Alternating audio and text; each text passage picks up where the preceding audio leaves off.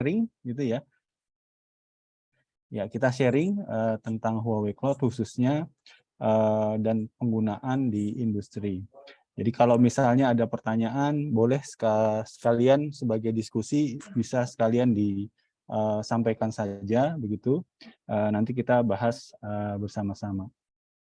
Demikian Pak, izin sharing ya Pak. Dan Pak, Ya. ini pertanyaan biasanya terakhir Pak. Nanti kalau udah selesai presentasi, pada menulis pertanyaan di chat box. Oh iya ya, baik kalau gitu ya Pak, baik. Saya ikuti aja ya. Terima kasih. Oke, saya sharing.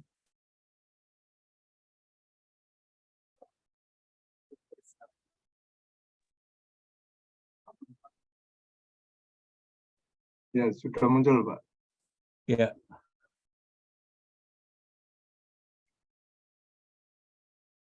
Nah, ini mungkin sudah tampil full screen ya, kayak gitu.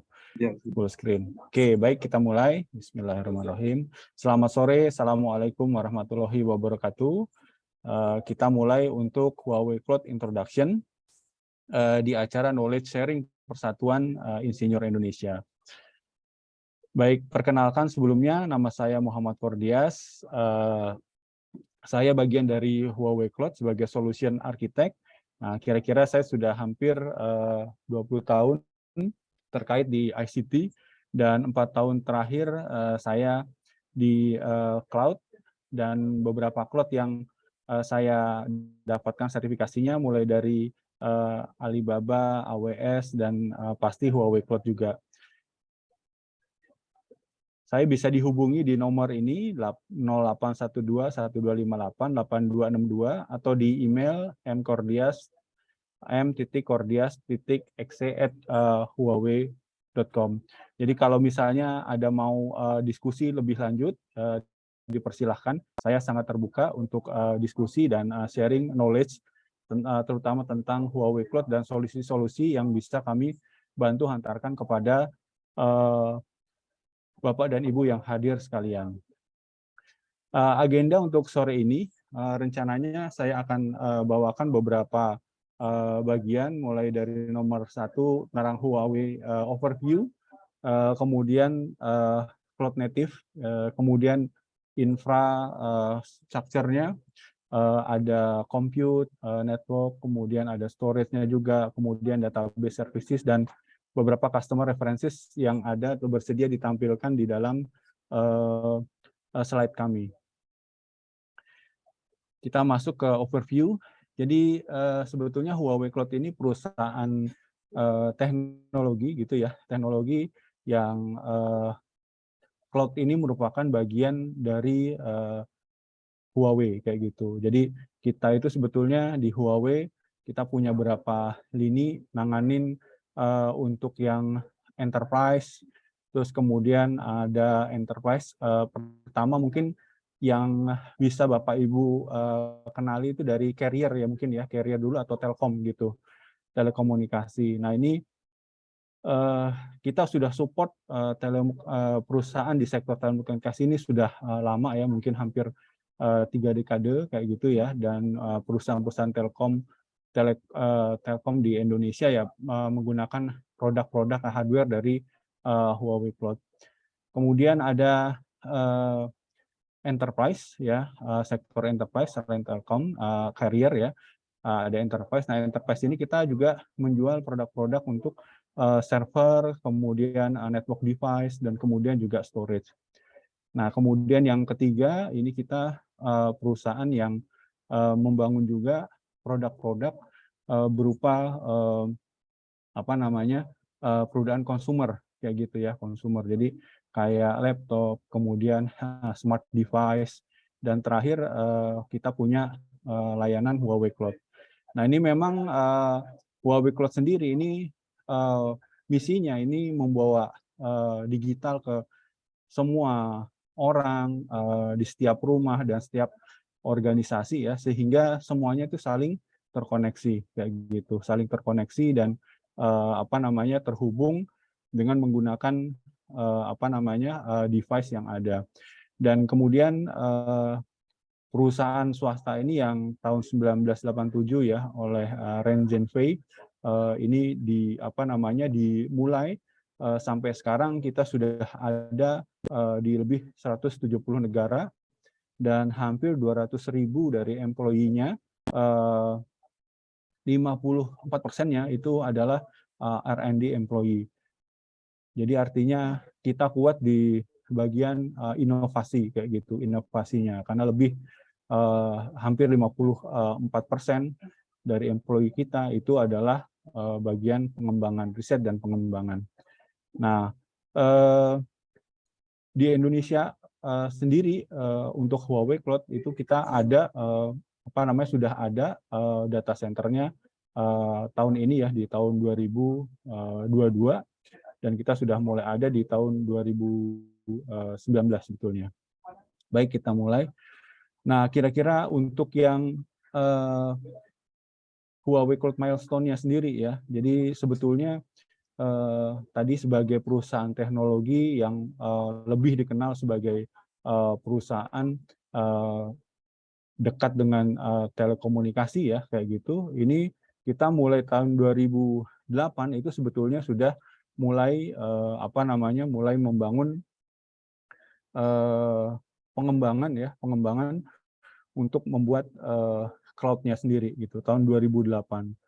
Dan ini R&D-nya tuh dari 2002 ya, jadi sudah cukup panjang ya, berarti sudah hampir 20 tahun ya dari sekarang. Dan kemudian tahun-tahun penting ini ya, tahun 2000 ini kita mulai menerapkan untuk cloud-nya, produk-produk untuk mendukung cloud-nya ini kita punya di 2011, misalnya untuk Sun device, SSD gitu ya, itu semua yang akan mendukung hardware yang akan mendukung cloud kita. Dan kemudian di 2012 sampai 2015 ini kita membuat private cloud ya, private cloud sendiri, dan kita punya produk Fusion Sphere gitu ya yang bisa mendukung virtualisasi. Kemudian juga kita membuat SAP HANA Solution ya. Jadi kita sebagai partner yang sudah tersertifikasi, kemudian juga ada Ocean Store ini untuk yang storage-nya. Nah, kemudian untuk di 2016 ini sebetulnya kita mendukung teknologi atau cloud pada sektor telkom kayak gitu. Jadi di Telkom di sektor telkom kita membuat cloud-nya gitu ya, cloud untuk internal. Jadi private cloud gitu ya untuk perusahaan-perusahaan telkom. Misalnya di China Telecom, kemudian di Open Telecom, kemudian juga ini Telefonica kalau nggak salah ada di Spanyol ya, dan di Orange Cloud ya. Kemudian juga kalau nggak salah ada di Prancis, berarti Prancis, Spanyol, dan Jerman kayak gitu. Nah, kemudian di 2018 ini di Huawei ini fokus untuk mengembangkan chipset artificial intelligence kayak gitu. Jadi ada namanya Kunpeng atau Kunpeng Ascend ya. Ini kita buat sendiri ya, tujuannya adalah untuk pemrosesan yang lebih tepat dan sempurna di enterprise intelligence atau di menggunakan artificial intelligence chipset. Dan di 2019 ini kita membuat lagi selain selain tadi prosesor Ascend ya, kemudian juga nanti ada Atlas juga, ini juga untuk AI kayak gitu. Dan kita masuk ke top 4 ya provider di Cina ya. Nanti perkembangan selanjutnya. Nah, di bagian bawah ini kita meluncing untuk masing-masing data center kayak gitu ya. Ada sudah di Hong Kong ya, kemudian di Rusia, di Thailand, kemudian ada di Afrika Selatan, Singapura, dan Chili ya, termasuk dengan di Malaysia. Nah, yang terbaru ini kita ada di Indonesia ya, tahun 2022. Ini kemarin acaranya ada di bulan lalu gitu ya. Kita sudah launching dengan 3 availability zone kayak gitu, 3 availability zone atau 3 EZI di Indonesia. Nah, oke, kita lanjut. Nah, dengan Huawei Cloud sebagai apa namanya perusahaan atau sebagai entity cloud provider yang cukup baru berarti ya, kita apa namanya kita mungkin masuk ke pasar sebagai public cloud itu baru dimulai ya 2019. Ini kita cukup agresif ya, dalam arti kita mampu menyaingi ya cloud provider lain yang sudah ada terlebih dahulu. Sehingga di China kita bisa nomor 2, kemudian di top global market juga kita sampai peringkat 5 ya dalam waktu 4 tahun ya, 4 tahun. Nah, Huawei Cloud ini sebagai penyedia service-service atau layanan ya itu tidak bekerja sendiri gitu. Jadi kita punya ekosistem gitu ya. Jadi kita punya ekosistem yang akan membangun layanan-layanan di atas produk Huawei Cloud gitu. Jadi di atas Huawei Cloud. Nah, solusi-solusi yang ditawarkan oleh partner-partner kita ya. Ini mulai dari Smart City, Smart Airport, kemudian ada transportasi, ya, Smart Finance, Smart Campus, Intelligent Manufacturing, ya, kemudian Smart Energy, Smart Healthcare, ada e-commerce, kemudian ada online education dan media entertainment. Nah, ini sebetulnya karena kita membuat ekosistem ya, sehingga kita punya 37.000 ya partner dengan lebih dari 2,6 juta developer. Nah, ini yang akan memanfaatkan seluruh dari layanan kita ya yang 220 lebih cloud services dari region-region yang sudah ada kayak gitu di seluruh dunia. Oke, selanjutnya.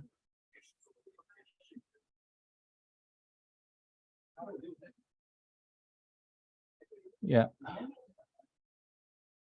Nah, ini layanan kita ya di 27 region ini, di dalam 61 availability zone ini kita punya mulai dari di benua Eropa, kemudian ada Rusia, di Timur Tengah, kemudian Afrika Selatan, Asia Pasifik, Amerika Latin. Ini kita ada punya region atau diimplementasikan region dengan rata-rata jumlah availability zone-nya itu 2-3 kayak gitu ya. Dan selain itu di region dan availability zone kita juga punya CDN nodes ya, CDN nodes. Nah, CDN nodes ini yang akan membuat layanan dari Huawei Cloud atau layanan yang digunakan oleh customer atau tenant kita ini menjadi lebih smooth dan atau bisa lebih halus sampai ke customer end user kayak gitu. Nah, cloud sendiri kita memandang sebagai apa namanya bagian dari landasan ya. Jadi kalau misalnya kita lihat ini pertemuan antara 5G kemudian artificial intelligence dan apa namanya IoT yang kita apa nama yang kita gelar ini ditambah cloud ya, ini merupakan jalan yang baru ya untuk pertemuan yang baru untuk mencapai di tahun 2025 ini sekitar 97% itu akan menggunakan layanan-layanan ini, yaitu cloud, AI, 5G, dan IoT.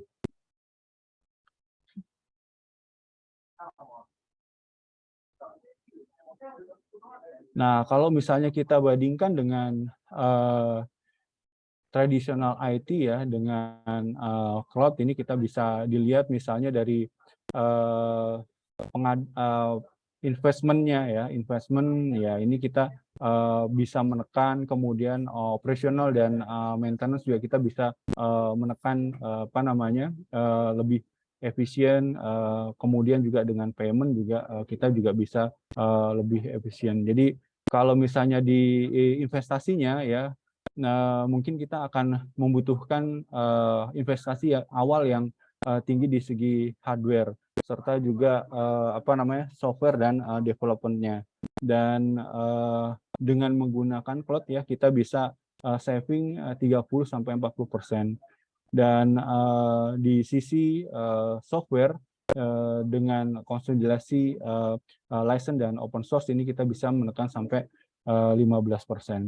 Nah, patut diketahui juga bahwa di Huawei Cloud ini banyak dari produk-produknya itu memang dikembangkan dari open source ya, dan kemudian diintegrasikan dalam Huawei Cloud sehingga bisa berkolaborasi dengan dengan layanan-layanan lainnya yang ada di Huawei Cloud. Nah, kalau misalnya contoh dari sisi waktu misalnya kayak gitu, ini di bagian tradisional IT ini mungkin untuk pengadaan satu environment butuh mulai dari server, racking, cabling, kemudian sampai data center ya, kontennya semuanya itu bisa sampai dengan install OS-nya, kemudian jalankan aplikasinya kayak gitu ya, sampai running itu butuh 3-5 bulan kayak gitu. Dan kalau dari lihat di sini di cloud untuk menjalankan atau melakukan apa yang katakan kita rencanakan gitu ya, kita rencanakan itu hanya butuh 3-5 menit.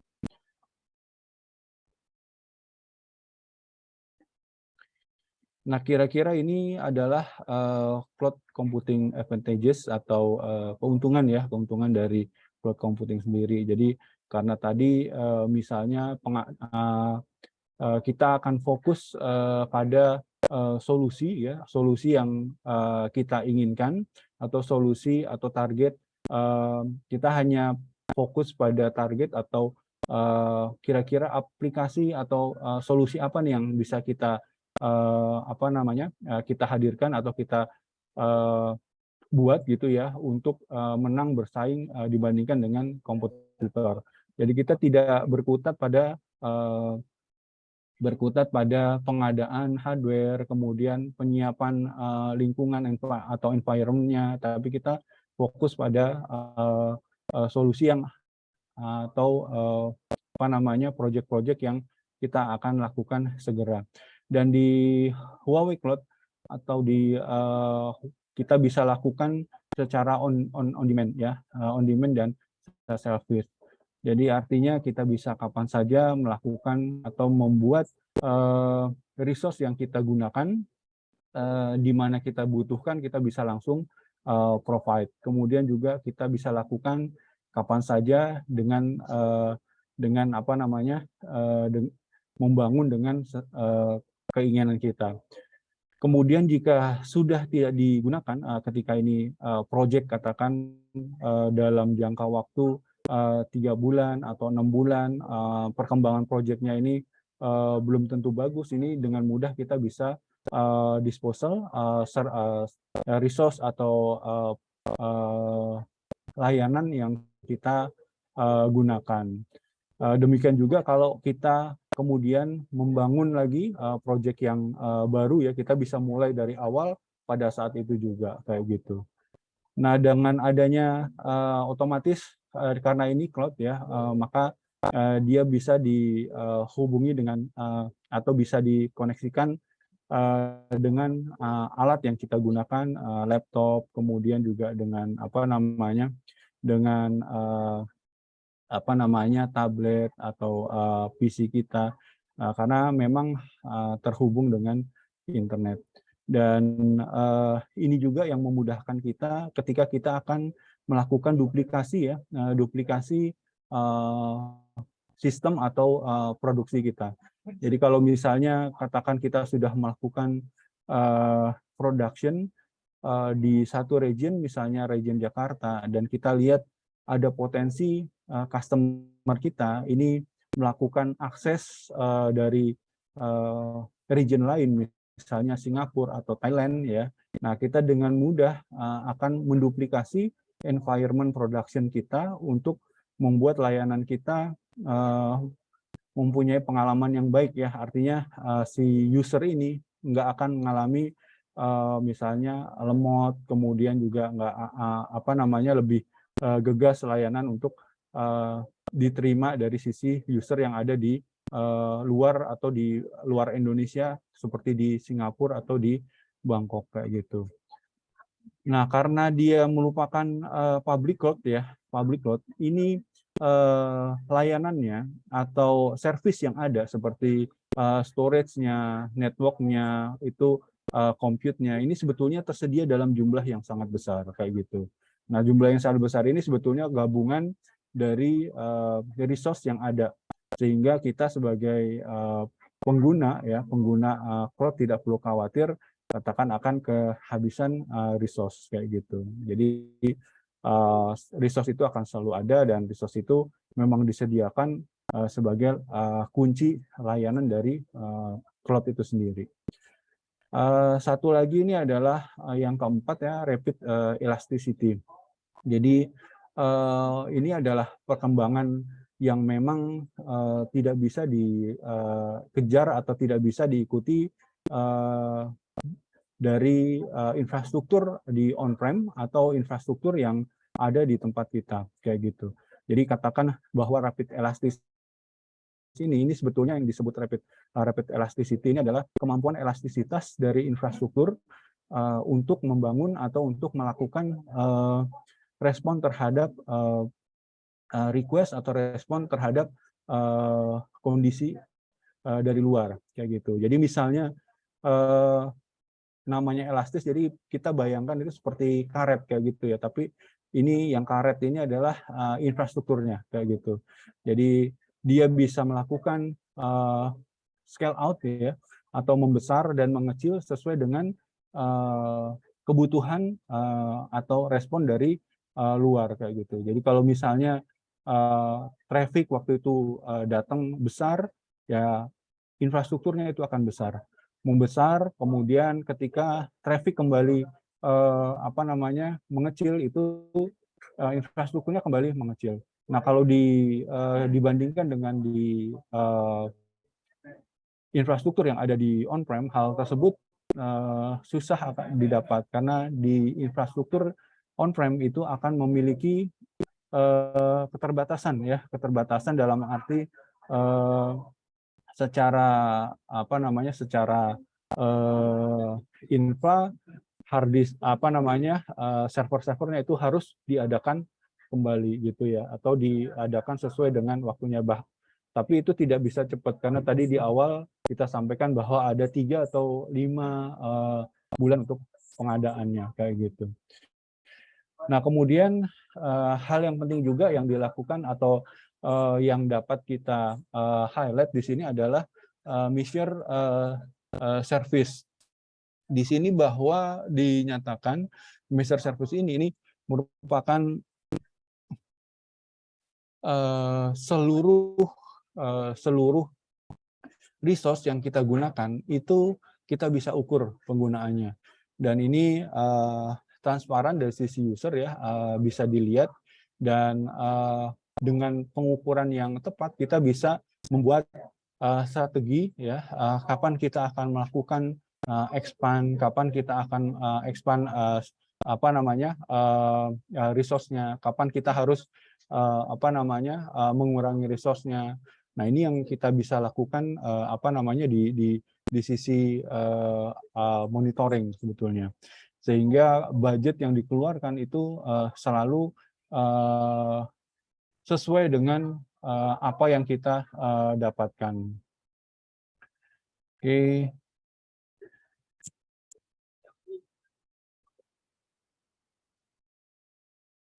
Nah, kembali ke pengembangan dari Huawei Cloud sendiri, ini dengan adanya Huawei Cloud ini sebetulnya tadi mungkin udah sekilas disampaikan ya, ini kita kalau misalnya di sisi Smart City ya, ini masuknya dalam sektor public agency ya. Jadi mulai dari smart transportation, kemudian ada safe city, di edukasi tadi juga ada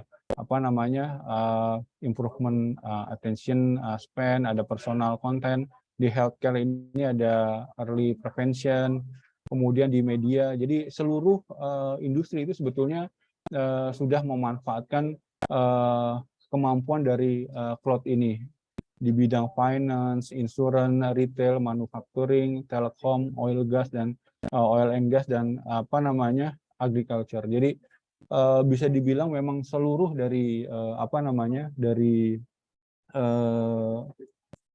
sektor itu sudah menggunakan cloud sesuai dengan spesifik ciri khas dari masing-masing sektor itu sendiri. Nah, masuk kepada Huawei Cloud ya, kita punya lebih dari 220 tadi layanan atau services ya, dengan ditambah lagi nanti solusi-solusi dari partner misalnya. Jadi kalau misalnya secara garis besar kita membantu atau membuat kategori-kategori ya, misalnya kategori-kategori dari komputer, kemudian ada networking, kemudian ada container kayak gitu ya, ada database, kemudian security, terus hybrid cloud, IoT, ini semuanya ada di sini ya.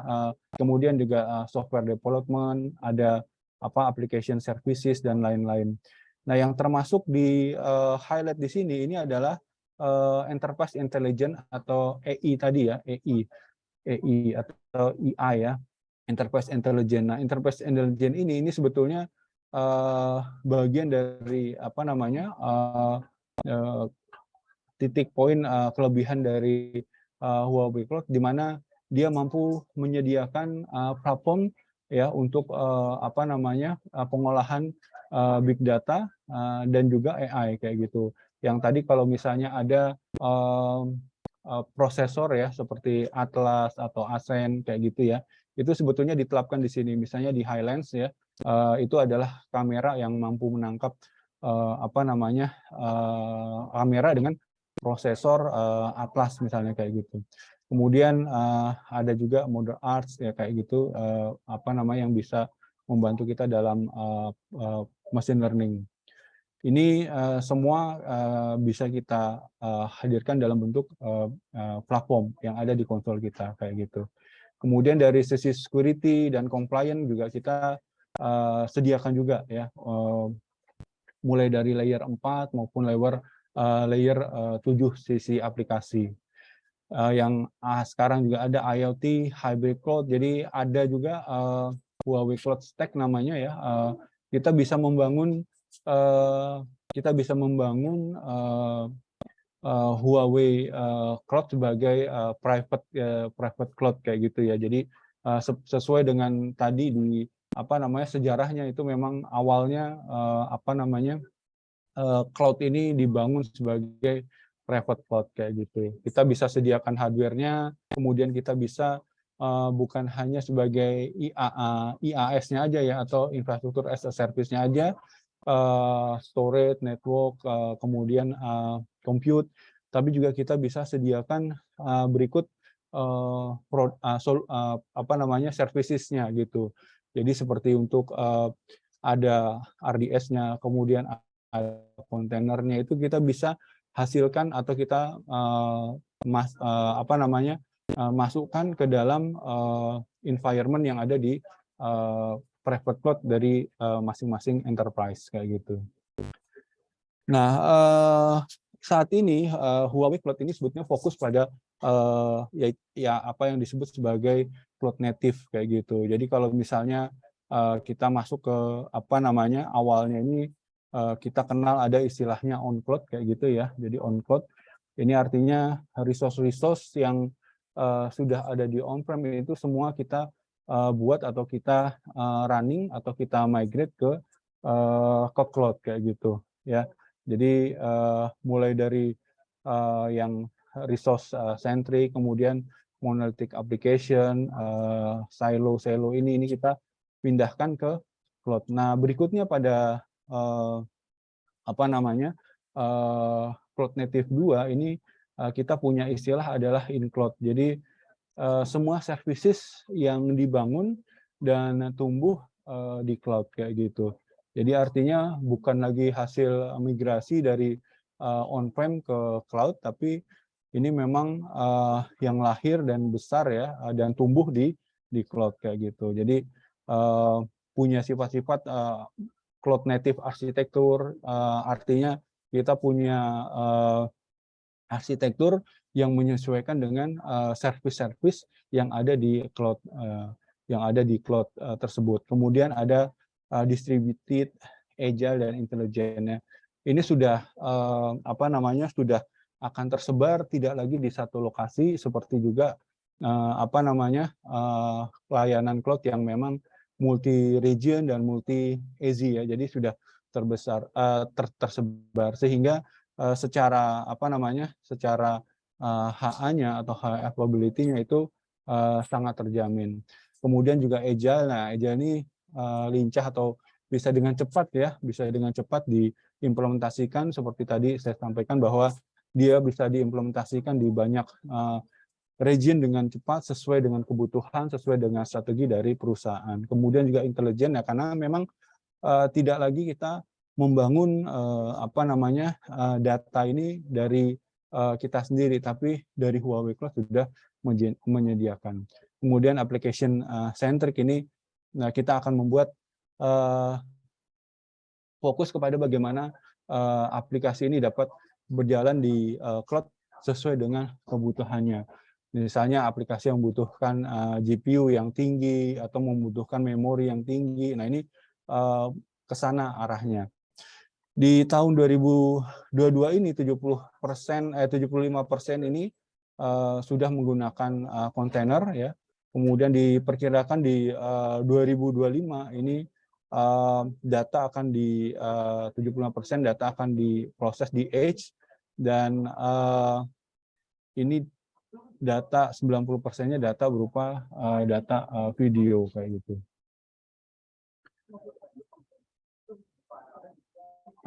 Ini contoh untuk misalnya di Cloud Native 1 ke 2 ya, memungkinkan perusahaan atau enterprise ini mampu membuat Cloud Native 2 itu berjalan ya. Jadi in cloud tadi dengan in cloud ini memungkinkan perusahaan untuk mampu membangun aplikasi berdasarkan container based computing gitu. Jadi ini semua yang bisa dilakukan di Cloud Native 2. Ini perkembangan ya. Jadi Cloud Native infrastruktur dan kontainer untuk enterprise services. Jadi kalau lihat ini contohnya perkembangan penggunaan kontainer sebagai dasar dari Cloud Native 2 ya. Ini terus bertambah dan diperkirakan untuk di 2022 sampai 2003 itu lebih dari 2001 ke 2022 ini lebih dari 109% ya, dan diperkirakan 2023 ini akan terus naik penggunaan kontainer. Kemudian dari sisi di sini kalau dilihat ini sebenarnya POC ya, jadi ini container in production environment. Jadi penggunaan kontainer di sisi produk POC, proof of concept, kemudian development, test dan production itu selalu meningkat kayak gitu ya, selalu meningkat dari tahun ke tahun kayak gitu. Dan diperkirakan penggunaan cluster ini akan lebih dari 5.000 kontainer ya. Ini adalah catatan dari Nginx ya, bahwa microservices di mana layanan yang berjalan di atas kontainer ini terus mengalami perkembangan. Kalau dilihat bisa sampai 68% ya, mulai dari orang yang ingin mencoba, kemudian menggunakan di development, kemudian juga digunakan dalam production, dan ini akan terus berkembang. Nah, penggunaan microservices di atas kontainer tersebut. Contoh misalnya ini Sina Weibo ini ada di China ya. Jadi ini sebetulnya kayak Instagram atau micro blogging ya, kayak Twitter gitu ya. Jadi dia punya lebih dari 500 juta ya register user dan 50 juta active user per hari kayak gitu. Nah ini kalau misalnya dia sedang ada yang viral kayak gitu ya, atau ada apa namanya peningkatan atau peaknya, ini lebih 8.000 course ya. Ini harus disiapkan dalam 2 menit ya untuk nanganin apa namanya request dari hal yang viral tersebut ya. Nah kemudian dari sisi arsitektur yang dibuat di Huawei Cloud ini menggunakan apa namanya menggunakan dasarnya adalah Kubernetes ya, serverless Kubernetes atau kita sebutnya CCI ya. Dan dengan arsitektur yang seperti ini mampu dalam hitungan detik ya dicapai dengan 30 second, dan pay-nya ini pay as you use, artinya ketika dia sampai 8.000 course itu dia bayar segitu, tapi ketika sudah mengecil ya dia bayar sesuai dengan apa yang dia gunakan. Ketika kembali ke 1.000 atau ke 3.000 ke 5.000 itu dia kembali bayar seperti itu. Jadi pengeluarannya mengikuti apa yang digunakan kayak gitu. Itu sekilas untuk yang cloud native. Nah ini sekilas juga saya akan sampaikan tentang infrastruktur yang ada di Huawei Cloud ya. Jadi nanti di infrastruktur ini kita masuk ke compute, terus kemudian ada networking, kemudian ada storage-nya ya. Jadi yang tadi layanan-layanan itu, yang core sebagai apa namanya infranya, ini kita menyediakan ECS sebagai salah satu apa namanya layanan virtual mesin yang ada di kita, dan virtual mesin yang ada di Huawei Cloud itu Elastic Cloud Server. Ini ada banyak macamnya sesuai dengan workload yang akan digunakan. Jadi misalnya untuk prosesor dengan GPU, untuk mining, kemudian untuk rendering, kemudian ada big data juga. Kita punya apa namanya prosesor dengan memori atau CPU dengan tipe atau spesifikasi kita sebutnya flavor ya, GPU. Kemudian untuk yang networking butuh juga kita juga ada, untuk storage intensif juga ada, kemudian untuk compute intensif juga ada. Kita punya banyak apa namanya pilihan sesuai dengan workload atau aplikasi yang harus dijalankan. Kemudian ini yang tadi CCI ya, ini sebetulnya penerapan dari apa namanya Kubernetes dan Docker ya, Docker atau containerized application. Ini kita kompatibel dengan Docker dan Kubernetes. Nah aplikasi ini kita bisa jalankan dijalankan di Huawei Cloud. Nanti kita buatkan sebagai cluster. Jadi nanti berupa GUI yang kita bisa lihat, kemudian kita bisa nggak perlu create dulu ya apa namanya GUI-nya atau desktop-nya, kita bisa langsung gunakan. Kemudian ini adalah contoh dari image management service.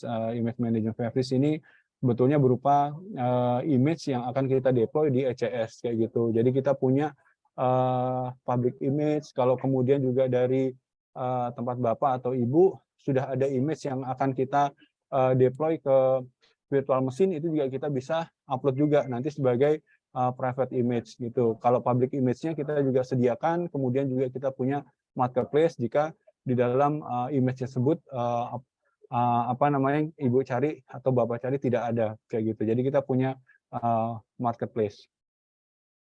Nah, ini contoh dari apa namanya aplikasi skenario dari image management service ya. Jadi kita punya private image, terus kemudian juga kita bisa membuat kayak tadi misalnya skenarionya ketika kita membuat lingkungan production di satu region. itu kita bisa duplikasi ke region yang lain. Atau ketika kita membuat lingkungan production supaya katakan kita ingin menduplikasi, kita ingin men-sharing juga, ini bisa juga ya sharing image tersebut ke akun yang lain. Kita juga bisa melakukan pemasaran terhadap image yang kita gunakan di marketplace. Dari ISO, file ISO yang kita punya itu juga kita bisa membuat private image, dan kemudian private image ini yang kita bisa lakukan adalah dengan mendeploy ke ECS, dan kemudian ECS ini running di sisi production kita. Nah, ini adalah salah satu fitur untuk mendukung elastic infrastruktur atau rapid elasticity yang tadi disampaikan. Jadi auto scaling ini ya tadi akan merespon traffic dari luar yang akan membuat menjadikan sebagai trigger gitu ya, misalnya threshold CPU sampai 85% atau 90%, kemudian nanti dia akan men-trigger pembuatan atau deployment scale out ECS atau compute-nya kayak gitu. Jadi kalau misalnya tadinya 300 request jadi 1000 request, ini tadinya ECS-nya ini hanya ada 2, ini bisa jadi 3, bisa jadi 4, kemudian juga ketika request-nya menurun itu akan kembali. Nah, itu sudah berdasarkan dari respon dari luar, tapi kita juga bisa melakukan scheduling juga kalau misalnya kita sudah tahu. Yang diperbesar bisa jadi mungkin bandwidth-nya yang ada di Elastic IP ya, kita sebutnya ini sebagai public IP-nya, bandwidth-nya, atau sebagai scale out dari ECS-nya. Nah, kemudian ini bar metal ya. Bar metal ini adalah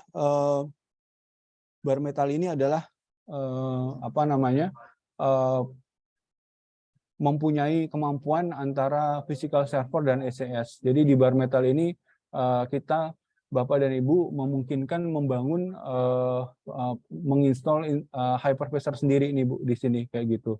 Jadi dia dengan menggunakan konsol yang ada di Huawei Cloud, kita bisa lakukan provisioning BMS ini, dan kemudian ketika sudah install hypervisornya, nah kita bisa lakukan cloud ini yang terisolasi ini sesuai dengan kebutuhan, misalnya untuk high performance computing maupun menggunakan big data proses kayak gitu. Nah, kalau dedicated host ini memungkinkan Ibu atau Bapak membawa license sendiri, dan bisa dilihat bahwa dedicated host ini dia terpisah antara tenant yang satu dan lainnya. Kalau misalnya ECS yang implementasi ECS yang ada di Huawei Cloud ini kita multi tenant kayak gitu ya, multi tenant. Nah, ini adalah single tenantnya, jadi kita sendiri. Itu dari sisi compute. Kita masuk ke storage. Storage ini ada 3 sebetulnya yang bisa kita lakukan atau yang bisa kita adakan atau perkenalkan. Yang pertama adalah object storage ya. Nah, object storage ini adalah storage yang khas yang dimiliki oleh public cloud. Karena setiap storage yang ada di dalam setiap objek yang ada di dalam storage tersebut itu memiliki alamat sendiri yang bisa langsung digunakan. Jadi punya URL-nya sendiri masing-masing objek. Nah, biasanya digunakan untuk apa nih kayak gitu. Jadi bisa saja digunakan untuk sumber dari big data analysis. Jadi semua data dimasukkan ke sana, kemudian nanti aplikasi atau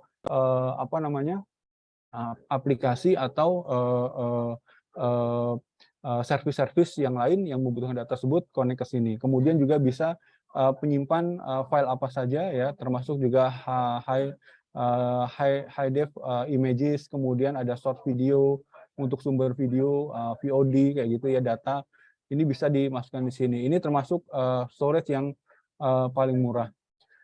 Kemudian ada kelasnya juga nih antara OBS yang standar, infrequent access, sama archive. Jadi kebutuhannya ini ya kalau misalnya digunakan untuk menyimpan data dalam jangka waktu yang lama atau log dalam jangka waktu yang lama sebelum dilakukan untuk processing di masa depan. Jadi kita bisa sebagai sumber CDN kayak tadi untuk video, kemudian untuk map reduce atau apa namanya big data analysis, kemudian data lake juga insight ya, ini untuk apa namanya bisa kita lakukan di sini. Nah berikutnya adalah EVS ya. Nah EVS ini sebetulnya storage yang lain ini bisa bayangkan sebagai hard disk kayak gitu ya, hard disk. Nah hard disk ini yang apa namanya hard disk di dalam apa namanya di dalam kita punya laptop atau kita punya apa namanya PC kayak gitu ya, hard disk. Nah hard disk ini juga bisa kita snapshot, bisa kita lakukan untuk keamanan ya, bisa melakukan snapshot ataupun melakukan backup. Dan ini ada bermacam-macam hard disk, mulai dari yang I/O, common I/O ya dengan kecepatan I/O sampai 500, dan kemudian ada ultra high I/O sampai 1500, atau kebutuhan I/O yang besar ya, misalnya untuk database bisa sampai 128.000 kayak gitu. Itu juga kita bisa sediakan. Satu lagi ini adalah file service, apa namanya scalable file service turbo. Ini SFS, ini adalah storage file storage ya, file storage. Ini bekerja di dalam menggunakan protokol NFS. Jadi dia bisa dilakukan apa namanya attach ke banyak instance ya, karena dia berupa network file storage ya, protokol. Ini dedicated distributed storage service ya. Ini kalau kita butuhkan yang storage stable, kemudian juga kita punya apa namanya bisa kita tempel ke ECS. Jadi ini juga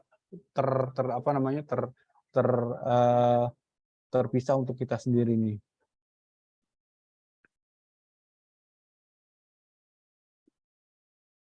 Ya, selanjutnya, oke.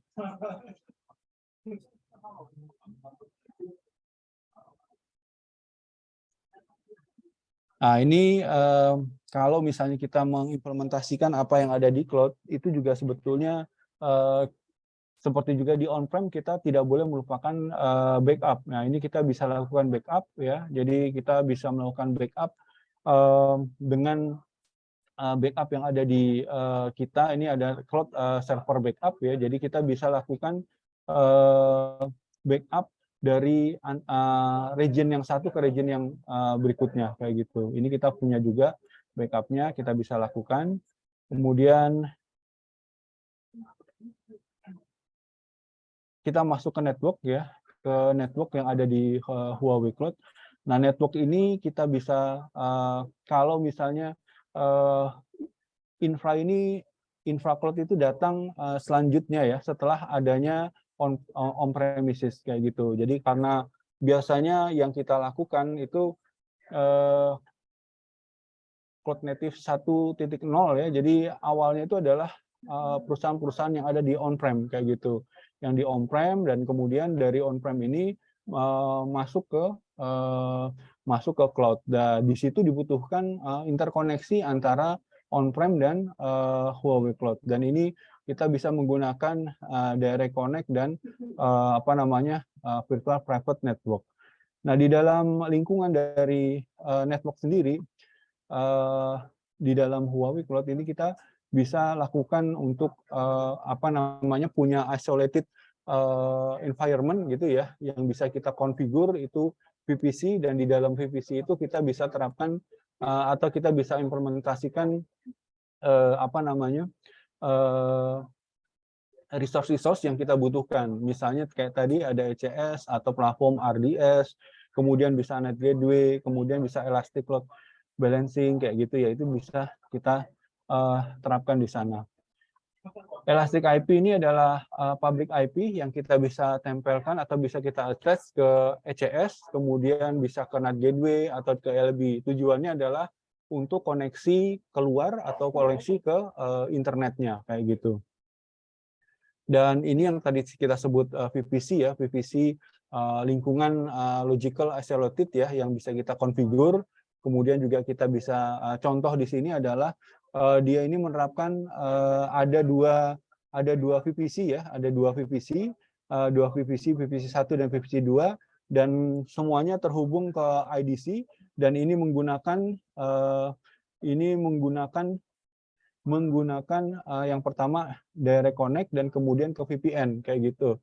Jadi yang satu VPC 1 ini menggunakan VPN untuk ke IDC, kemudian direct connect ini digunakan untuk VPC 2. Ini digunakan untuk hybrid gitu ya, hybrid cloud. Jadi nggak berdiri infranya sendiri, tapi ada di on-prem dan di cloud. Kemudian untuk koneksi ke internetnya, ini yang satu menggunakan EIP yang nempel atau attach ke salah satu ECS yang di sisi 2 atau VPC 2 ini, NAT gateway-nya itu digunakan untuk koneksi ke internet kayak gitu.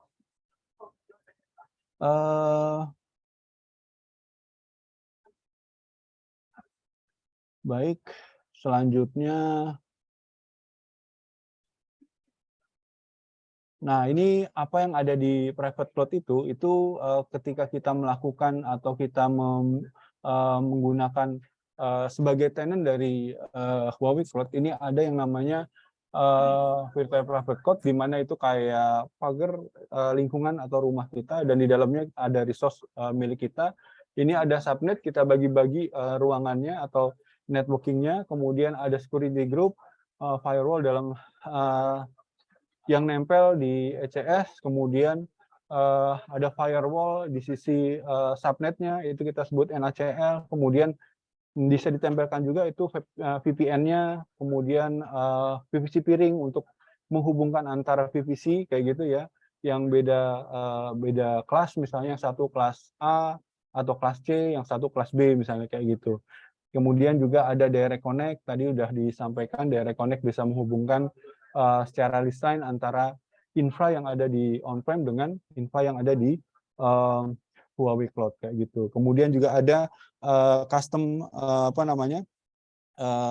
katakan custom route table ya. Kalau misalnya kita menggunakan NAT, itu nanti di belakang akan masuk ke kemana namanya, ke dalam route table itu. Jadi di dalam lingkungan VPC tersebut tahu ketika dia akan keluar itu akan di routing kemana kayak gitu. Nah, berikutnya ini sebetulnya pengertian di awal ya, bahwa region dan availability zone. Di Jakarta ini kita sudah punya satu region, yaitu namanya AP Jakarta, dan AP Jakarta ini terdiri dari 3 region gitu ya, 3 availability zone. Jadi availability zone 1, availability zone 2, dan availability zone 3 kayak gitu. Dan availability zone 1, 2, dan 3 itu terpisah secara fisikal dan terpisah secara gedung, listrik, kemudian semua fasilitas itu terpisah. Tapi mereka terhubung dengan internal private network yang ultra low latency. Jadi kalau kita gunakan, implementasikan baik di edisi 1 atau di edisi 2, edisi 3, itu tetap bisa terkoneksi dengan private network kayak gitu. Oke. Nah, ini contoh implementasi dari CIDR ya, CIDR yang ada di VPC. Ini kita pakai RF C1918 untuk kelas A, kelas B, kelas C. Ini kita sudah ada hal yang harus kita implementasikan. Nah, kemudian di sini untuk subnet yang tadi saya sampaikan bahwa ada di CIDR, kemudian di CIDR ini kita bagi-bagi menjadi subnet ya. CIDR /16 misalnya kita bagi-bagi menjadi /24, 23 sesuai dengan kebutuhan, dan subnet ini adalah lintas EZ kayak gitu. Nah, ini untuk tiap subnet itu kita punya 5 subnet untuk di reserve yang tidak bisa kita gunakan kayak gitu. Ini contoh routable ya, routable yang tadi ada sistem routable, misalnya kita udah shadernya kita bagi /16 kemudian /24, itu subnet-subnet yang ada di bawahnya itu bisa langsung berkomunikasi. Nah, kalau misalnya untuk keluar dia belum bisa ke internet kayak gitu ya, ini kita bisa tambahkan dengan NAT gateway misalnya seperti itu, atau SNAT ya. Ini dari sisi security ya, contoh untuk firewall kayak gitu ya. Firewall yang nempel di ECS, terus kemudian atau di Elastic Cloud Server ya, dia nempel di ECS itu sebagai security group, kemudian ada yang nempel atau attach di subnet, itu kita sebut network access control list kayak gitu, atau letaknya di sini ya. Ada router, kemudian di sini ada NACL-nya, kemudian sini ada subnetnya. Nah, untuk connectivity yang tadi sudah disampaikan juga, sebetulnya ini untuk yang EIP itu bisa ditempel di ECS, sehingga ECS ini bisa koneksi ke internet. Atau EIP itu nempel di atau attach di bound di NAT gateway gitu ya. Jadi group of ECS ini akan bisa connect ke internet. Termasuk juga di Elastic Load Balancing, di mana di sini nanti ada fitur auto scaling kayak gitu ya. Ini yang memungkinkan seluruh layanan atau traffic ini akan dibagi ke ECS tersebut dan kita bisa merespon melalui Elastic Load Balancing dari request yang ada di internet. Ini untuk VPN-nya dan Direct Connect, di mana di sini menghubungkan antar lokal data center dengan infrastruktur yang ada di Huawei Cloud. Direct Connect maupun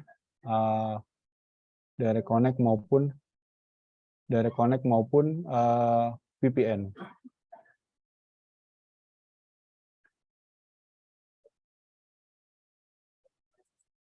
Nah, untuk connectivity antar VPC di dalam satu region kita bisa menggunakan VPC peering ya. Kemudian untuk antar region ya kita bisa menggunakan Cloud Connect nih. Nah, ini NAT gateway ya. Ini mungkin gambaran yang lebih jelas sekilas ya. Untuk NAT gateway ini kita bisa ada SNAT dan DNAT kayak gitu ya. Jadi SNAT ini untuk dari dalam bisa connect ke internet dengan menggunakan satu EIP di sini ya. Kemudian kalau SNAT ini adalah server yang di dalam ini bisa melakukan layanan untuk keluar dengan port tertentu kayak gitu ya. Nah, kemudian ini ELB yang tadi sudah disampaikan. ELB ini lebih detailnya dia akan membagi atau membalance request yang ada di server backend gitu ya. Nah, kemudian juga akan melakukan scale out atau scale in dengan adanya fitur auto scaling. Oke, itu dari sisi network. Ini terakhir dari database ya. Jadi kita kalau misalnya database yang kita bangun sendiri, ini biasanya kita menggunakan seluruh lapisan ini ya. Ada 11 ini, ada 11 lapisan mulai dari infrastruktur, ada room-nya, power-nya, AC-nya, kemudian network-nya, kemudian kelembapan, airflow, itu semua harus kita setting, termasuk dengan rack, kemudian ada server deployment, OS installation, kayak gitu ya. Sampai dengan terakhir aplikasi database scalingnya juga, kemudian aplikasi optimization. Ini perbandingan di antara on-premise database yang kita buat sendiri dengan self-build ya. Jadi kita ECS-nya sudah ada, serversnya sudah ada, kemudian aplikasi database-nya kita install di atas ECS tersebut. Nah, dibandingkan dengan RDS. Nah, RDS ini adalah Relational Database Services. Jadi kita tinggal menggunakan RDS sama SQL, PostgreSQL untuk aplikasi kita, dan kita fokus pada aplikasi optimization saja. Nah, ini contoh kalau misalnya kita menggunakan untuk melakukan backup kemudian online migration ya, misalnya dari on-prem kita ya, on-prem kita itu kemudian ada database yang akan kita membuat backup-nya, kemudian juga kita bisa menjadikannya aktif disaster recovery, ini juga kita bisa lakukan. Kita bisa di on-prem atau di cloud lain juga ya, kita bisa menggunakan data replication services ini. Mau ada SQL maupun no SQL. Kemudian ini data admin service, ini untuk memanage server database kita ya, MySQL, kemudian Postgres, MongoDB, itu kita bisa lakukan dengan konsol gitu ya. Jadi bentuknya web ya. Kemudian ini adalah NoSQL ya. Ini diambil dari atau kompatibel dengan MongoDB ya, dokumen database service ini. Jadi implementasinya kita bisa dokumen database service, replica set, cluster, single node juga bisa. Kemudian juga di sini ada Memcached maupun Redis dari distributed cache service ini kompatibel ya, sehingga kita bisa menerapkan kalau misalnya kita sudah ada open source yang kita lakukan, kita bisa menerapkannya juga di Huawei Cloud. Dan contoh dari distributed cache service ini kita bisa lakukan di belakang ELB dengan di aplikasi satu atau aplikasi A, B, dan C ya. Kemudian kita tidak nge-hit langsung dari RDS-nya, tapi akan ditangani oleh distributed cache service ini.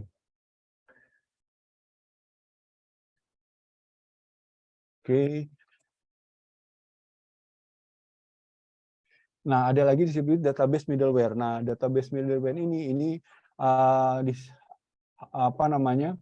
yang besar atau untuk kebutuhan yang lebih besar ya, large application ya, dengan contoh e-commerce, finance kayak gitu ya. Jadi di sini untuk smart city juga bisa, kemudian untuk social application, government agency ini katakan di sini sampai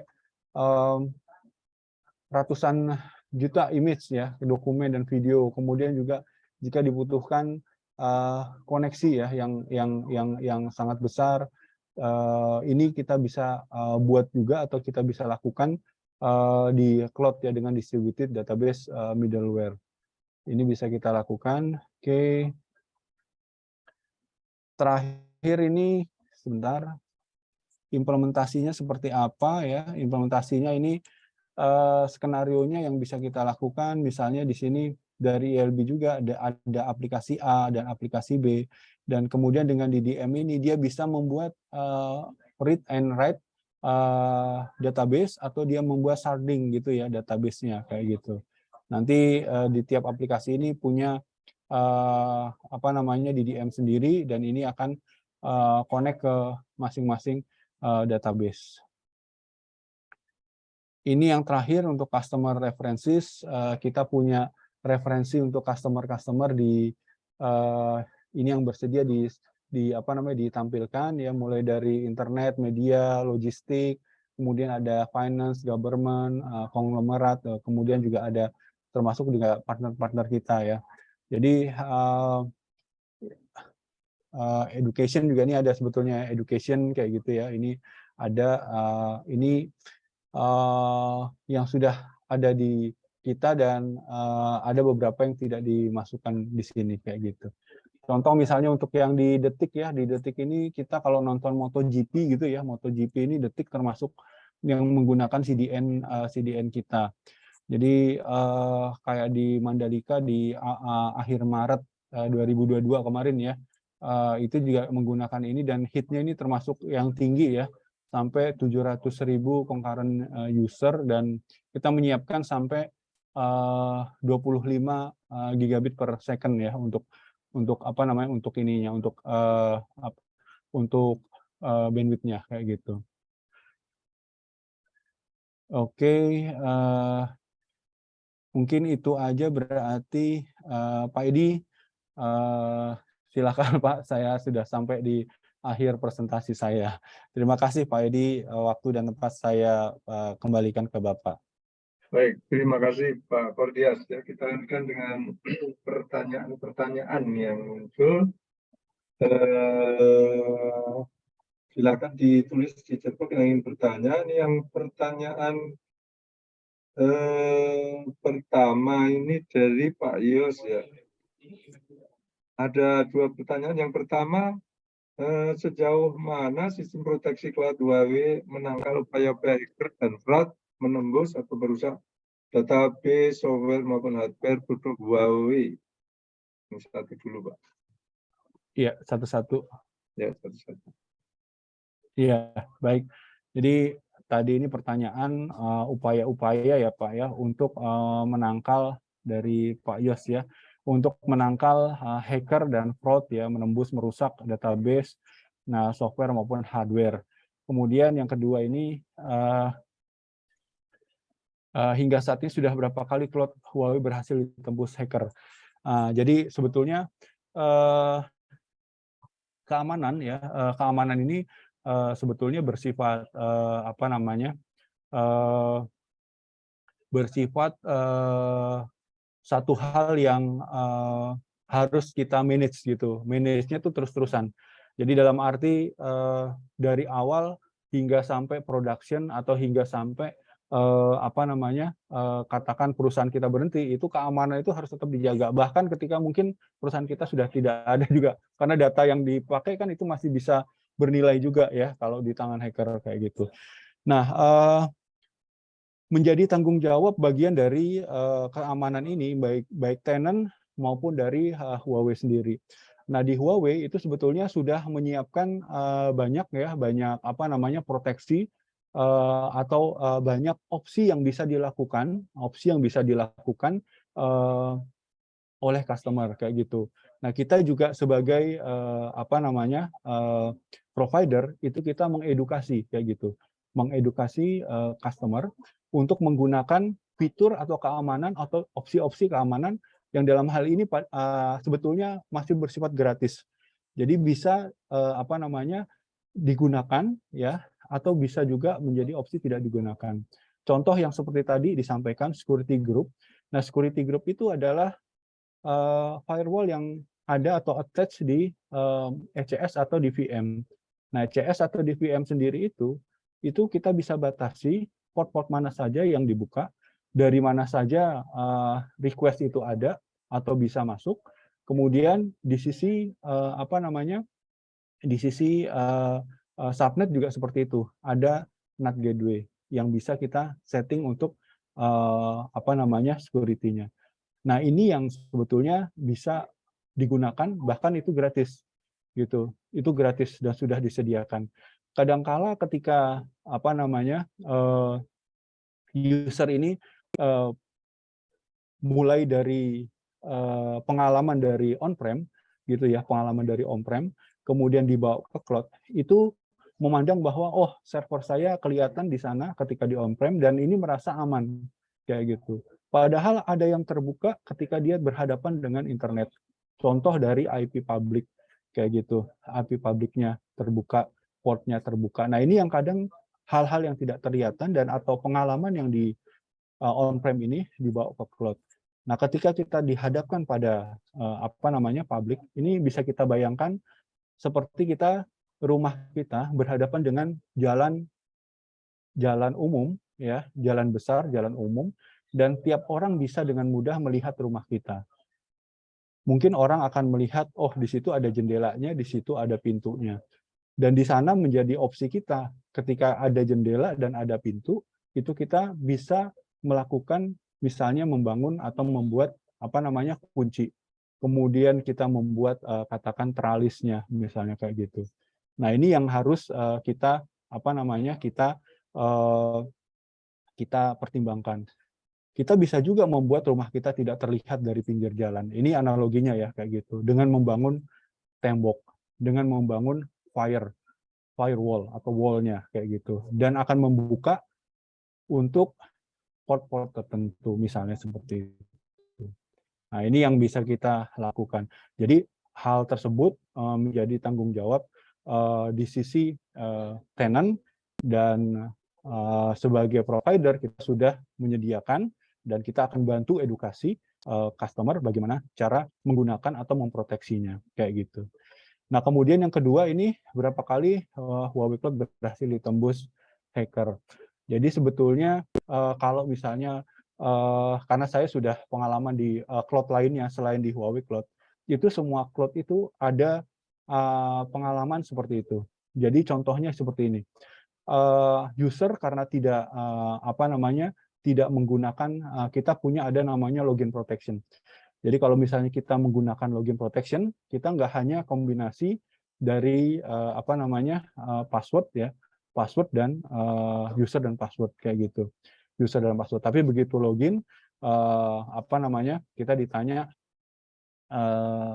login protection itu ada kodenya kayak gitu ya. Kemudian juga ada multi function authentication MFA kayak gitu misalnya. Nah, ini juga kita bisa gunakan. Jadi ada pengalaman di cloud lain juga seperti itu. Tiba-tiba ada ECS yang terbentuk ya, atau ECS yang terprovisioning dengan GPU prosesor misalnya kayak gitu. Ketika ditelusuri itu kita lihat dari cloud tersebut terlihat bahwa oh ini ternyata dengan menggunakan menggunakan account-nya kayak gitu, menggunakan account dari customer tersebut. Nah, ini ya yang harus dijaga. Semua cloud punya potensi seperti itu. Jadi yang harus kita lakukan ini kita melakukan proteksi atau menggunakan fitur-fitur keamanan yang sudah ada di cloud kayak begitu. Begitu Pak Edi, mungkin bisa menjawab ya untuk pertanyaan Pak Yos tadi. Baik, kita lanjutkan pertanyaan dari Pak Joni Aritonang ya. Apakah ada perbedaan khusus Huawei Cloud dengan cloud lainnya? Kalau ada, mohon dijelaskan kelebihan dan kekurangannya. Kemudian sudah berapa banyak Huawei ini digunakan oleh perusahaan atau instansi? Ini tadi di slide terakhir ada ya. Apakah juga bisa sinkron pemanfaat cloud Huawei ini dengan perangkat lain? Bagaimana dengan kekuatan Huawei menghadapi cyber attack karena para hacker atau kejahatan seperti meningkatkan operasinya? Yang tadi juga sudah dijelaskan sepertinya. Iya, baik. Jadi yang pertama ini mungkin dari Pak Joni Aritonang ya. Jadi kita ini untuk perbedaan dari Huawei Cloud dengan cloud yang lainnya itu kita dari sisi enterprise intelligence gitu. Jadi enterprise intelligence, jadi kita ini punya sebagai perusahaan teknologi gitu ya, base-nya tuh teknologi. Jadi kita bukan cloud berdiri sendiri gitu. Jadi cloud sebagai layanan kita nggak berdiri sendiri, tapi di dalamnya kalau yang tadi disampaikan kita punya prosesor yang menggunakan teknologi dari Huawei untuk memproses AI gitu, artificial intelligence. Nah, ini yang kita gunakan kayak gitu. Jadi kita kombinasi bukan hanya software tapi juga dengan hardware-nya sendiri kayak gitu. Ini yang kita bisa sediakan. Kemudian di platform AI itu termasuk yang paling lengkap dan sudah bisa digunakan langsung bahkan tanpa coding sedikit pun kayak gitu. Itu bisa kita lakukan di model arts kita. Misalnya seperti itu. Nah, terus kemudian pertanyaan berikutnya,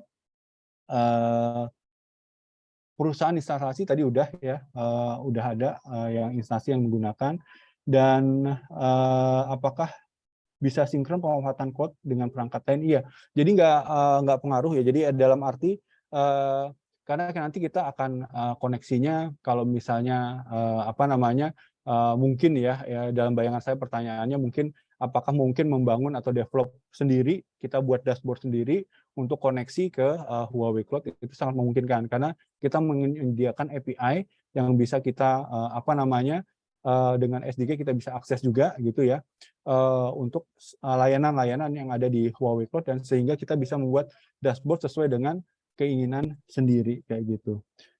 Kemudian cyber attack, para hacker kelihatan tetap meningkat operasional. Oke. Nah, iya, ini kita banyak ada tadi ada WAF kita, kemudian ada HSS, kemudian ada anti DDoS. Nah, ini yang kita bisa sediakan, ada kemudian cloud firewall itu juga kita sediakan untuk menangani misalnya dari sisi flooding, kemudian dari sisi cross-site scripting, SQL injection, nah kayak gitu itu kita bisa lakukan juga penangkalannya. Demikian Pak Edi. Baik, berikutnya dari Mas Amar Jibal El Balad. Apakah militer Indonesia menggunakan Y-Cloud dalam proses pengolahan datanya? Iya, jadi kalau saya kebetulan saya belum belum punya informasinya ya untuk yang ini apakah cloud kita ini digunakan oleh militer juga.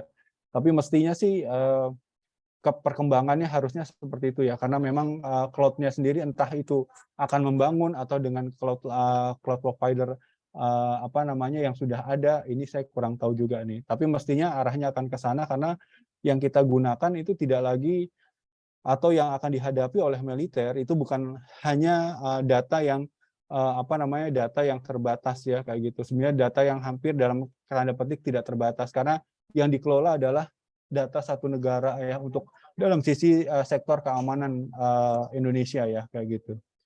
Begitu Baik, Pak.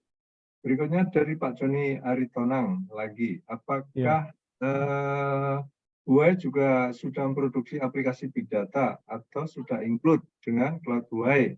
Apakah penggunaan Cloud Huawei ini bisa digabungkan dengan cloud lain? Bila bisa, apakah ada aplikasi lain juga untuk menggabungkan dengan perangkat lain? Terima kasih. Ya, baik. Oke, ini pertanyaan berikutnya adalah dari Pak Joni ya. Terima kasih Pak Edi. Untuk Big Data, kita menyediakan, jadi Big Data ini mulai dari proses ingestion ya, atau pengumpulan datanya, kita simpan, kita store, kemudian kita melakukan analisis, kemudian analisis sampai dengan proses visualisasi. Jadi mulai dari data, memproses, kemudian sampai insight kayak gitu. Nah ini kita punya semua lengkap untuk big data ini dan kita memang sudah ada beberapa project ya dari enterprise misalnya dari shipper gitu ya yang menggunakan big data ini untuk mendapatkan insight dari data yang sudah mereka peroleh. Jadi kalau misalnya sekarang ini kan kita tahu ya salah satunya shipper ini ya cukup besar karena memang ketika marketplace itu mengandalkan festival double date misalnya kayak gitu ya 12-12 11-11 misalnya kayak gitu ya itu dia akan menerima banyak inputan pengiriman atau shipping dari dari marketplace yang ada di Indonesia kayak gitu. Terus kemudian untuk menghubungkan ini sebetulnya kita tidak perlu perangkat ya. Jadi cukup kita menggunakan koneksi internet. Kalau tadi Bapak Joni sudah punya on-prem, kita cukup menggunakan internet gitu ya, koneksi. Nanti kalau misalnya harus secure ya kita harus pakai VPN atau kita bisa menggunakan direct connect tadi kayak gitu. Nanti dari sana aplikasinya akan bisa saling ngobrol nih kayak gitu. Ada setting yang harus kita atau configure yang harus kita lakukan dari masing-masing aplikasi. Dan ini memungkinkan ya untuk menggunakan hybrid solution tadi kayak gitu. Jadi mungkin saja big data ini kita koneksikan dengan yang ada di tempat Bapak kayak gitu. Baik, berikutnya dari Pak Bayu Krishna Aji. Untuk harga dari Huawei Cloud apa lebih murah dari public cloud lainnya?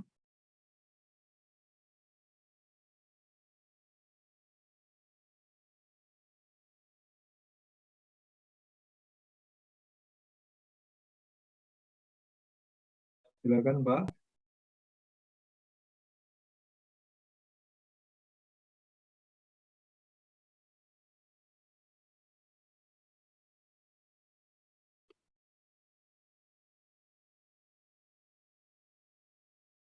Yang pertanyaan ini tadi sudah tertangkap belum ini Pak? Dari Pak Bayu Krishna Aji. Iya, belum Pak. Oh Belum. ya, untuk harga Huawei Cloud apa lebih murah dari public cloud lainnya? Iya. Jadi kalau misalnya apakah lebih murah itu nanti biasanya yang kita lakukan itu akan melakukan sizing Pak, kayak gitu, sizing. Nah, nanti kita bisa harga, jadi misalnya gini, Bapak sudah punya pengalaman atau menggunakan cloud lain atau maupun di infra, itu cukup berikan ke kami untuk monthly billing-nya.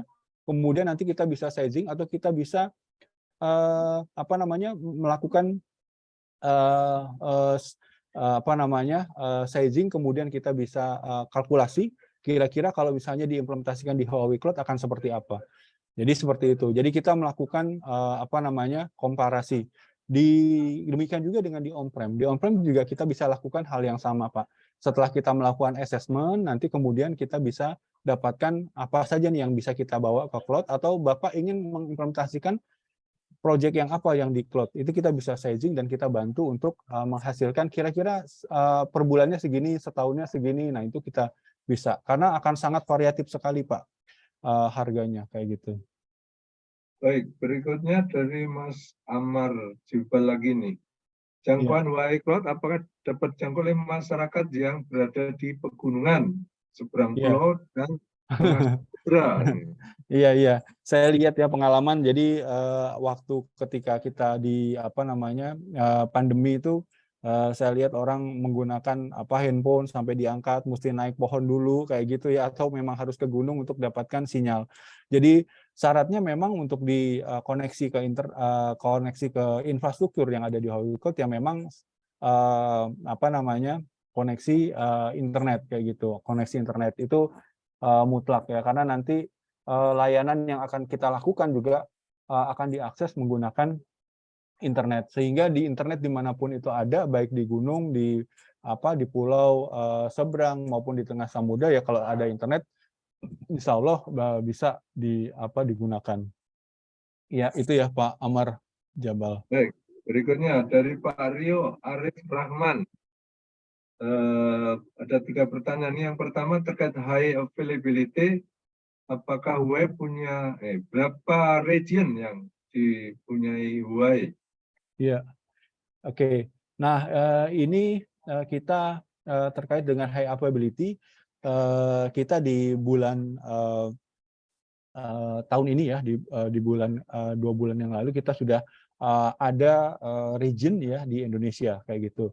Jadi kita udah ada region di Indonesia namanya AP Jakarta ya, AP Jakarta, Asia Pasifik ya, Jakarta, dan region di Indonesia ini terdiri dari 3 gitu, 3 availability zone, kemudian artinya untuk high availability-nya nggak perlu diragukan ya, kita sudah ada. Memang betul Pak Rio, ini memang untuk implementasi kita perlu mempertimbangkan high availability dari region-nya, kemudian juga high availability dari availability zone-nya kayak gitu.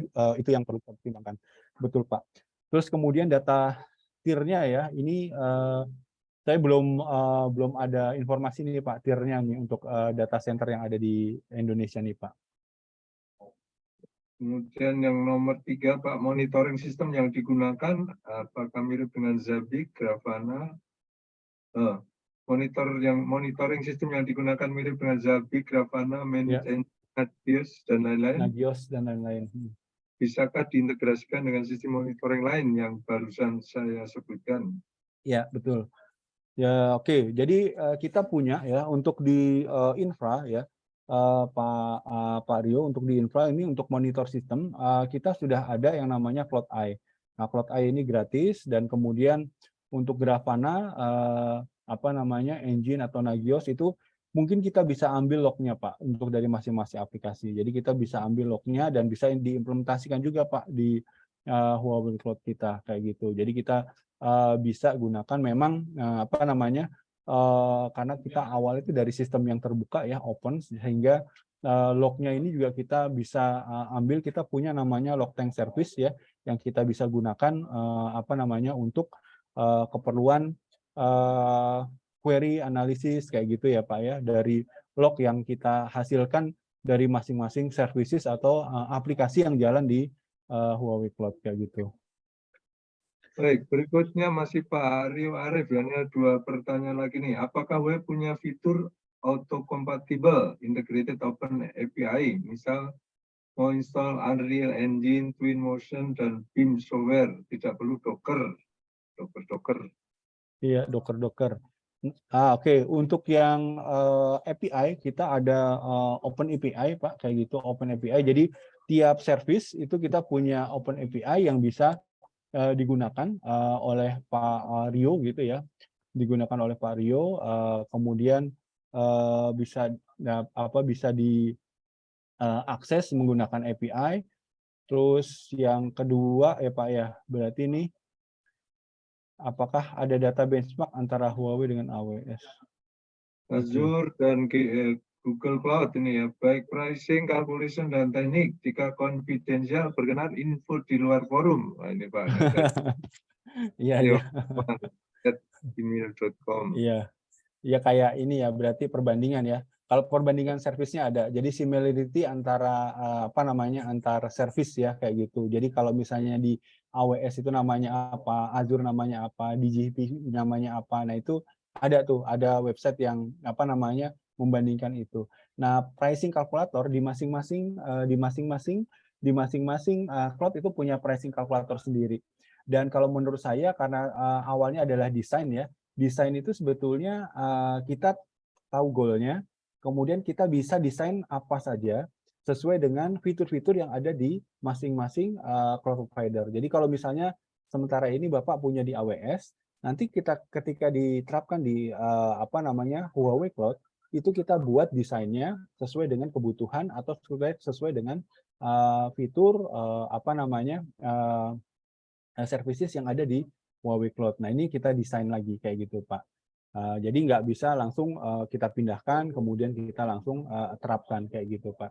Ini biasanya yang kita lakukan.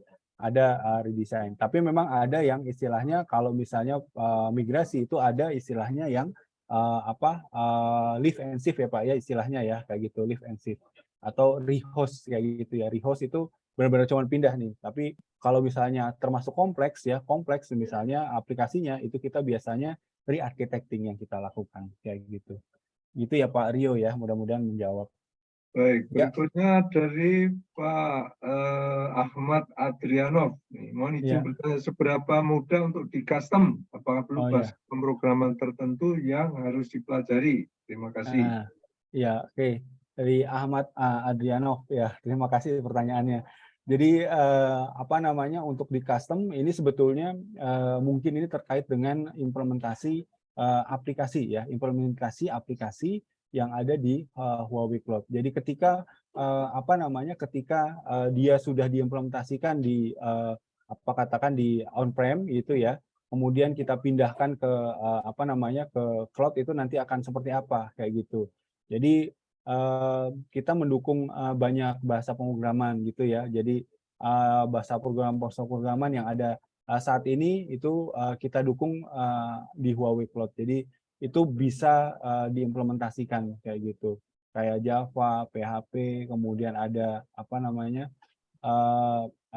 lainnya ya. Itu bisa kita bisa kita implementasikan dengan hal yang sama ketika ada di on-prem kayak gitu. Itu ya Baik. Pak Ahmad Adrianov. Berikutnya dari Pak Iqbal nih, perbedaan apa saja yang paling menonjol antara Huawei Cloud dengan penyedia cloud-cloud yang lainnya? Terima kasih. Ya, tadi mungkin sudah disampaikan ya, perbedaan ini adalah dari sisi untuk sektor enterprise intelligence. Jadi kita bikin bahwa artificial intelligence itu masuk dalam layanan di enterprise intelligence-nya Huawei Cloud, dan ini menjadi pembeda dengan cloud-cloud yang lain kayak gitu. Baik, ini tadi pertanyaan terakhir. Barangkali ada yang mau bertanya secara langsung dengan mikrofon masing-masing. Kalau ada, silakan.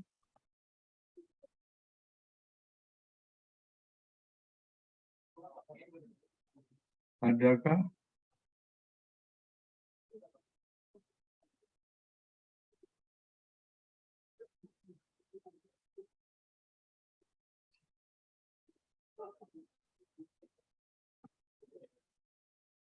Mungkin saya ingin bertanya Pak, ini apa partnership? Ini kan dengan perguruan tinggi itu ada ada partnership-nya nggak ini, Pak? Iya, iya Pak Edi, baik. Partnership ya Pak ya. Ya. Ada Pak. Ada. Jadi partnership ini Pak Edi, kita punya partnership dengan perguruan tinggi. Jadi kita tuh membuat training Pak gitu. Jadi training untuk mahasiswa dan dosen juga sekaligus. Oh Nah, jadi gitu. untuk mahasiswa setahu saya tuh ada 3 bagian ya Pak ya. Mulai dari networkingnya, kemudian big data dan AI yang kedua, terus kemudian sama cloud computing kayak gitu. Nah ini 3 bagian ini yang kita masuk ke perguruan-perguruan tinggi baik negeri maupun yang swasta kayak gitu. Jadi kemudian setelah ada training itu kita buat juga kompetisinya Pak kayak gitu. Jadi ada kompetisinya nih. Jadi Huawei Cloud ada kompetisinya. Terus kemudian nanti ada juaranya nih. Tahun lalu sudah ada. Nah tahun sekarang kayaknya sedang proses nih Pak. Nah selain dari kita membangun mahasiswa untuk mengetahui atau lebih mengenal tentang cloud, terutama tentang Huawei Cloud juga dari dosennya juga kita training juga Pak. Jadi nanti ada training for trainer kayak gitu Pak. Training for trainer untuk apa namanya dosennya juga. Nah kemudian untuk generasi muda juga atau untuk di apa namanya di startup kita juga punya juga Pak program untuk menggunakan atau bagaimana implementasi apa namanya teknologi Huawei Cloud di startup kayak gitu. Itu juga kita ada juga programnya dan itu bisa dapatkan apa namanya benefit gitu ya, benefit berupa bantuan pendanaan untuk menggunakan Huawei Cloud kayak gitu. Cukup besar juga setahu saya. Wah, Ya menarik. gitu Pak Edi. Ya, ya, ya. Yang masuk sih Pak kayak Unpam, Universitas Pamulang itu ada ITB, UGM itu setahu saya itu masuk dalam apa namanya dalam kompetisi ini juga sih Pak untuk yang mahasiswa kayak gitu. Ya. Baik, oke. Baik, apakah ada pertanyaan? Saya lihat nggak ada pertanyaan lagi. Kalau nggak ada, kita akhiri pertemuan sore hari ini. Sekali lagi, saya atas nama Badan Kejuruan Teknik Fisika BI mengucapkan terima kasih yang sebesar-besarnya pada Pak Muhammad Kordias ya, atas penyampaian paparan juga menjawab pertanyaan-pertanyaan. Terima kasih pada Ibu-Ibu dan Bapak sekalian yang sudah bergabung di acara webinar 3 Teknik Fisika sore hari ini ya. Dan mudah-mudahan webinar ini banyak memberikan manfaat saling memandaikan di antara kita semua. Amin. Amin. Ya. Baik, Amin. mohon maaf kalau ada hal yang kurang berkenan. Salam sehat-sehat selalu dimanapun berada, tetap disiplin dengan protokol kesehatan. Selamat sore. Wassalamualaikum warahmatullahi wabarakatuh. Waalaikumsalam warahmatullahi wabarakatuh. Terima kasih Pak Edi Terima dan kasih rekan-rekan semua. Pak Kordian. Ya. Terima kasih Pak Edi. Terima kasih ya Pak. Jilid. Ya.